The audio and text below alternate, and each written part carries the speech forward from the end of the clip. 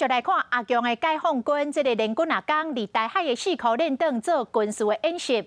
总统蔡英文伫个面册抛出着国军对应解放军的军舰的影像，表达对国军保家卫国的感谢。看这个影片，会当看到咱的国军面对着中国的军舰是冷静应对，用无线电要求对方来转向。蔡总统讲，最近两岸情势紧张，敢若是海军，咱就出动超过2800的兵力。过去这段时间，各位展现坚定不退缩的勇气，沉着应对。影片当中，宪号536是考枪号，宪号599是安阳号，两只舰艇拢是强军飞弹护卫舰。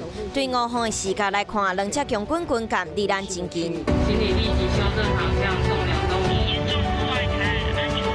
我方各出动海军无人机，正速监控强舰影像。进前，中国已不满美国众议院议长佩洛西访台做借口，伫台海附近进行常态性的军演。蔡总统讲，这段时间苏俄军舰有9只1级舰、3只2级舰出港，有超过2800外兵力出动。虽然国军执勤任务时间变长，其他官兵犹原随时做好出港守卫领海准备。蔡总统特别伫18号暗时前往宜兰苏俄海军舰支部168舰队慰劳官兵。在狭窄的船舱环境执行任务，本来就是一件艰苦的事情。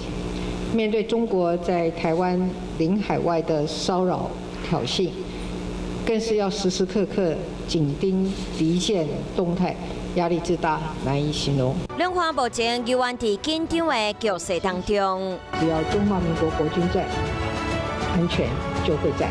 蔡总统嘛特别用影片感谢国军的付出。